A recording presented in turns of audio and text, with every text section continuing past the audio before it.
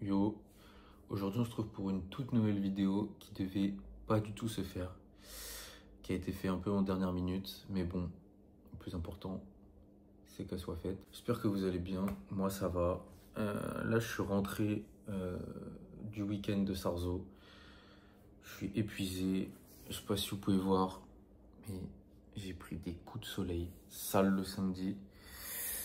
Bon, on va pas parler du dimanche, mais bon, en termes de temps, ça a été. Bref, on va pas parler de temps toute la vidéo, parce que c'est pas du tout le sujet. Vous allez le voir au fur et à mesure de la vidéo, mais pour moi, ça a été une journée assez compliquée. Déjà, elle a pas très bien commencé, mais vous verrez au fur et à mesure de la journée. Ce qui en ressort globalement, je pense que j'en parlerai à la fin de la vidéo, parce que je veux pas spoil direct d'entrée de jeu. Vous verrez bien. En tout cas, désolé, je voulais vraiment faire un vlog, je voulais vraiment faire quelque chose de stylé parce que je vous mens pas. Je sais pas si je pourrais mettre quelques images du week-end, mais je voulais vraiment vlogger, faire un truc vraiment stylé. J'étais dans un camping avec du coup mes parents. Juste au bout du camping, il y avait la plage et c'était magnifique. Le samedi soir, sous coucher de soleil, j'étais me balader, il y avait de magnifiques paysages. Bref, j'ai le seum. Parce que ça aurait pu donner vraiment quelque chose de bien, cette vidéo. Ça aurait pu être une vraie belle vidéo. Si jamais je m'étais organisé en avance avant de partir de ce week-end. Parce que là, du coup, je tourne ça le soir même d'être rentré en fait, de la course. Donc, je suis un peu fatigué, tout ça. Mais bon, là n'est pas le sujet. Mais j'aurais pu vraiment faire quelque chose de bien, une vidéo carrée avec des bons plans et tout durant ce week-end, donc un vrai vlog du coup, parce que j'appelle ça un vlog, mais techniquement c'est pas forcément un vlog. Mais d'ailleurs, si actuellement je sors entre guillemets cette vidéo, c'est par rapport aux personnes qui m'ont demandé sur place, des gens que je connaissais, d'autres non, si j'étais en train de tourner un vlog sur du coup ce Challenge France à Sarzeau. Et au début, j'étais en mode un peu perspicace en me disant ouais non, ça va pas donner quelque chose de bien, j'ai même pas vlogué, je vais pas faire une vidéo pour faire une vidéo. Mais avec les vidéos de ce week-end, mes parents qui ont filmé, et puis même en termes de résultats, je me suis dit pourquoi pas faire vraiment quelque chose. Et bah en y réfléchissant sur la route, je me suis dit pourquoi pas la faire. Donc voilà pourquoi elle est là aussi aujourd'hui. Donc ça d'ailleurs c'est quelque chose qui me fait vraiment plaisir qu'on me demande si je sors des vidéos ou même qu'on me reconnaisse entre guillemets sur les Challenges France, même si je suis personne et je fais juste des vidéos pour m'amuser. Mais ça me fait plaisir et ça me motive, donc un grand merci. Mais bon, là n'est pas forcément le sujet. Je vous laisse enfin avec les vidéos du coup de ma course, donc de ce dimanche. Deuxième Challenge France à Sarzeau en 17-24 ans. Let's go. Cette deuxième position et le big club chapellois qui s'invite également. Il est dans les derniers mètres avec Corentin. Et on va en profiter après les pilotes pour la deuxième manche. 74 alors que c'est la tête. 18 qui vient de lancer. Le numéro 92, Victor Espéré, qui sort en tête. Deuxième place, on a Mathis Robin, le pilote de Saint-Bertin. C'est Saint-Bertin. Saint-Bertin,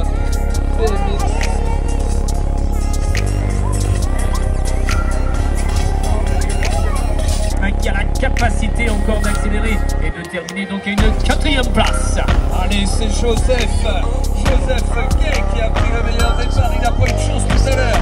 Dans cette première manche, il était tombé à l'accélération. Lui, il a une grosse accélération, donc il va falloir qu'il dose son effort pour le départ. Et c'est Clovis Palaven qui passait par les extérieurs vient prendre la première place. Alors que le pilote de Saint-Avertin, le numéro 44, Sullivan Dalen, avec lui tout le monde dans la 3e ligne droite pour venir s'imposer dans cette deuxième manche. Race, la région centrale de Loire, le big club chapellois à la 3e position pour cette 3e place. C'était confirmation et derrière, on tente de se placer dans un top 4, mais c'est compliqué car Charisme Da aura été solide. Et c'est Sullivan Dalen de Saint-Avertin qui a pris le meilleur ici et qui rentre en tête dans le deuxième virage à la 2e place. Nous avons le numéro 81 avec Enzo et ce sont les couleurs de Vitré avec Enzo Roussel pour la 3e place qui a réussi à fermer l'intérieur pour garder cette place devant le pilote de champion. au départ du freebike d'Empire en place. Ça vient jouer des coups de cette ici en première ligne. Et c'est le freebike d'Empire. Monsieur Melvin Petitpas qui sort en tête à la deuxième place. On a Saint-Avertin avec qui est bien passé par les extérieurs. Monsieur Sullivan Delaine. Sullivan Delaine qui est en tête devant Monsieur Petit Melvin. Et c'est chaud game pour la troisième place, pour la quatrième place. Et encore jouer les tours avec Kevin Petris. Voilà, je viens de citer les 4 premiers qualifiés pour le pilote Kitchen Rider se qualifie avec la quatrième place. Et toujours 8e de finale de la catégorie des 17-24 ans. Alors que c'est le Saint-Avertin de Sullivan Delaine qui sort en tête du premier virage. À la deuxième place, voilà un petit magnol décalé à la deuxième place. C'est le numéro 45, Enzo Daguet, qui est bien placé pour la qualif à la troisième place.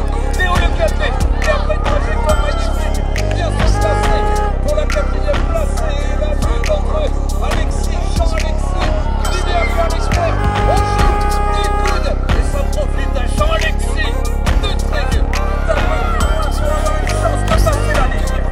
Allez, deuxième quart de finale de cette catégorie des 17 et 24 ans. Florian Théudic, il a mis la poignée dans l'angle. Ah oui, il y a des gaz avec Florian Théudic à la tête des opérations. Et on est également bien posé avec Sullivan Delaine dans son passage. Saint-Avertin Sport BMX, c'est lui avec sa tenue verte et noire qui est présent à la deuxième position. On est en retard maintenant. Et bien avec Martin Braque, on va observer le dernier virage. Martin Braque qui plonge à l'intérieur. Et les deux pilotes de Kitchen Riders, Théo Le Calvé, et bien qui va peut-être tenter. Et bien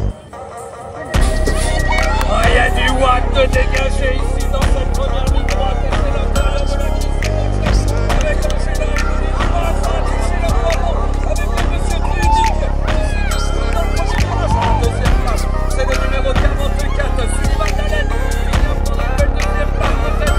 Patrick Lagarde, on a Emmanuel Liu à la 4e place qui se fait attaquer. C'est le 67 de la dans cette troisième ligne.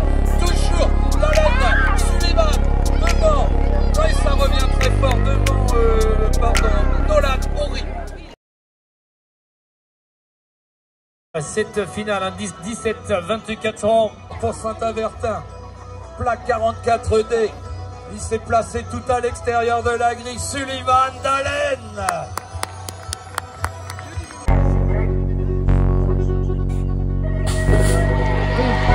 Il est difficile de sortir un favori dans cette catégorie des 17 et 24 ans. Et le club de Saint-Avertin tente de passer à l'extérieur. Il y a également le club de KGF. C'est le KGF qui a pris l'avantage maintenant, bien sûr, Martin Braque. Le pilote qui va sortir à la troisième place car on s'est braqué avec Nolan Horry. Et c'est toujours le pilote qui s'est imposé à l'épaule dans le premier virage. Et toujours Nolan Horry pour la deuxième place, troisième place, Martin Braque. Il va peut-être chercher l'extérieur ou l'intérieur pour monter. Alors qu'il y a la première place, revient Nolan Horry. Il a pété. Et voilà, finale. En vrai, je suis content. Cette journée qui a été très longue, hein. Vous vous doutez bien, avec des 16e de finale, commencer à rouler, il était quelle heure? Dès 8h30, je crois. Ouais, dès 8h30.